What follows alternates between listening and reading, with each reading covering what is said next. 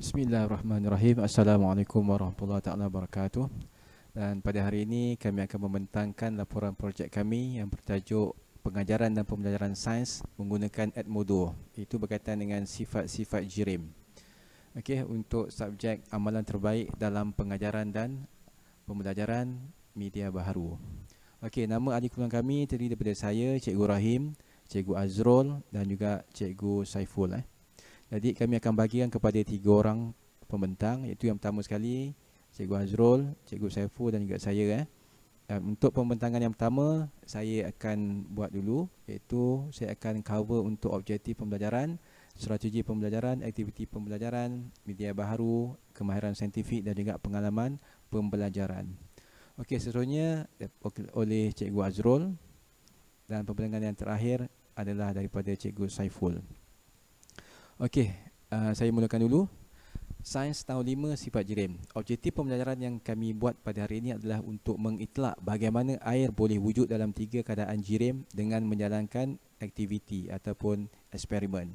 Dan akhirnya murid boleh membuat kesimpulan tentang sifat-sifat jirim. Okey, ini adalah ID table yang telah kami bincangkan bersama. Objektif yang pertama sekali tadi yang saya dah telah jelaskan. Dan strategi pembelajaran yang kami guna adalah teori pembelajaran yang berasaskan kepada teori Brunner.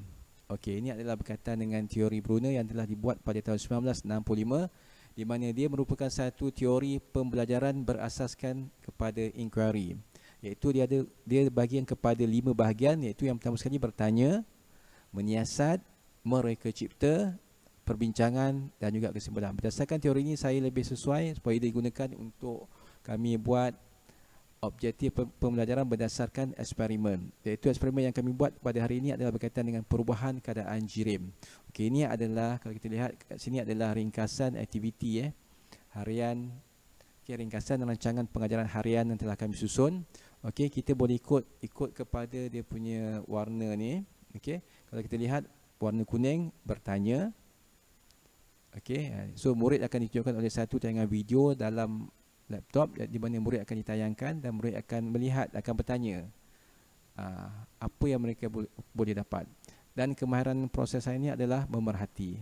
Itu juga dengan menyiasat, murid akan dibagikan. Okey, ini semua nanti saya akan terangkan selepas ini. Okey, jadi buat sementara ini, yang ini saya dah ikutkan warna. Kalau yang mengkaji, menyiasat, okey, dia berkaitan dengan mengkaji.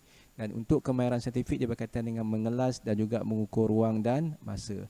Untuk mereka cipta dia berkaitan dengan untuk bagaimana murid boleh menghasilkan sebuah eksperimen sendiri. Dan juga kemahiran saintifik adalah berkomunikasi dan juga mengeksperimen, manakala kemahiran manipulatif dia adalah mengendalikan peralatan dan bahan sains dengan betul. Satunya adalah perbincangan, di mana murid akan berbincang.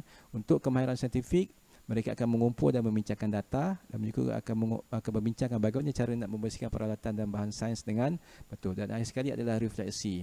Itu lebih kepada untuk nak membuat kesimpulan. Okey, di mana aktiviti dia adalah murid mempersembahkan refleksi eksperimen, memberi maklum balas hasil penyiasatan kepada kumpulan lain. Dan untuk kemahiran saintifik, mereka akan membuat kesimpulan. Untuk kemahiran manipulatif, mereka akan menyimpan peralatan dan bahan sains dengan betul. Okey, ini adalah contoh rancangan pengajaran harian yang telah kami buat. Okey, ini pada hari Selasa 6 bulan 4 tahun 2020 untuk murid tahun 5. Sepatutnya kami akan buat ni untuk dekat kelas, tapi memandangkan PKP, jadi kami terpaksa buat secara simulasi sahaja menggunakan Edmodo. Okey, ini adalah aktiviti pembelajaran. Okey, ini saya ringkaskan dalam bentuk dalam bentuk gambar rajah. Okey, ini contohnya adalah satu lokasi bilik sains di mana murid tersebut akan dibahagikan kepada 4 kumpulan. Okey, jadi ada 4 kumpulan ni, setiap kumpulan mereka akan diberikan satu laptop dan juga senarai peralatan sains sahaja. Okey, dan apabila mereka diberikan laptop, mereka hendaklah menggunakan laptop untuk mendapatkan maklumat uji kaji daripada Edmodo. Maksudnya bila mereka duduk tu, mereka tak tahu apa yang mereka perlu buat, dan mereka akan buka laptop, mereka akan buka Edmodo, dan dari situ mereka akan menonton video dari Edmodo dan mencari maklumat. Dari situ mereka akan dapat maklumat apakah tajuk pembelajaran mereka pada hari ini. Mungkin sebelum ni mereka cuma buka buku teks, kan mereka akan baca daripada buku teks ataupun lembaran kerja yang cikgu bagi, tapi kali ini tak. Kita akan suruh dia buka video daripada Edmodo dan carikan maklumat. Okey. Kemudian mereka akan melakukan aktiviti drag and drop. Okey, dalam Edmodo ni, okey, biasanya kalau kita nak buat eksperimen, kita akan ada arahan uji kaji yang telah siap diberikan sama ada dalam bentuk lembaran kerja ataupun buku. Tapi untuk kali ini kita mengadakan satu aktiviti drag and drop.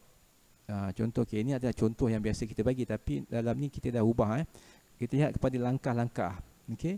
Murid melakukan aktiviti drag and drop untuk mendapatkan arahan uji kaji. Arahan uji kaji yang mana yang ini contoh arahan yang telah betul. Tapi dalam Edmodo kita akan tukar-tukarkan arahan ni. Ada 4 arahan di mana murid akan melakukan aktiviti drag and drop sampailah mereka menjadi satu arahan yang lengkap seperti yang ini. Bila mereka dah dapatkan arahan, barulah mereka menjalankan uji kaji melalui arahan daripada Edmodo. Okey. Okey, kemudian murid akan membuat perbincangan, laporan dan juga kesimpulan. Okey, ini contoh untuk murid sekolah rendah. Biasanya kita dah siapkan soalan. Soalan-soalan perbincangan. Contoh ni, apakah keadaan JIRIM Ketulan AIS? Bagaimanakah keadaan? So, murid akan membincang semua soalan ni dalam kumpulan masing-masing dan mereka akan buat satu laporan dan mereka akan persembahkan, akan kongsikan dan persembahkan kepada kumpulan yang lain. Okey, yang terakhir sekali adalah Richer Learning Experience. Okey, di mana di atas apa dia aktiviti yang telah mereka lakukan, terdapat beberapa perkara yang perlu kita dapati, iaitu yang pertama sekali adalah untuk nak knowledge retention ni, maksudnya kita dah menggunakan quiz, audio, video, nota. Mungkin ni akan lebih menguatkan daya ingatan mereka dan juga kefahaman mereka dengan lebih lama lagi. Engagement, okay, melalui uji kaji, melalui aktiviti drag and drop tadi, PBL, okay, problem based learning, dan juga berdasarkan kepada kemahiran prosesan dan juga kemahiran manipulatif ini akan memberikan mereka minat untuk mereka nak terus melakukan penyiasatan. Okay. Effective learning material, okay, ini antara bahan yang kami gunakan: audio, video, perteminda, teks, sijil dan media baharu. Kami gunakan Edmodo dan juga GoLab. GoLab ni dia lebih kepada simulasi. Okay. Okay, dan akhir sekali adalah pada real world problem, yang mana mereka akan dapati bahawa apa yang telah mereka pelajari itu adalah untuk mengitlak sifat JIRIM dan mereka akan kaitkan dengan kejadian hujan dan juga kitaran air sebelum jadi, okay, dalam erti kata dunia yang sebenar.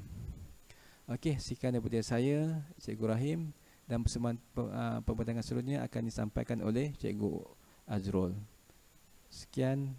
Okey, dan pembentangan yang ketiga adalah Cikgu Saiful. Okey, sekian, terima kasih.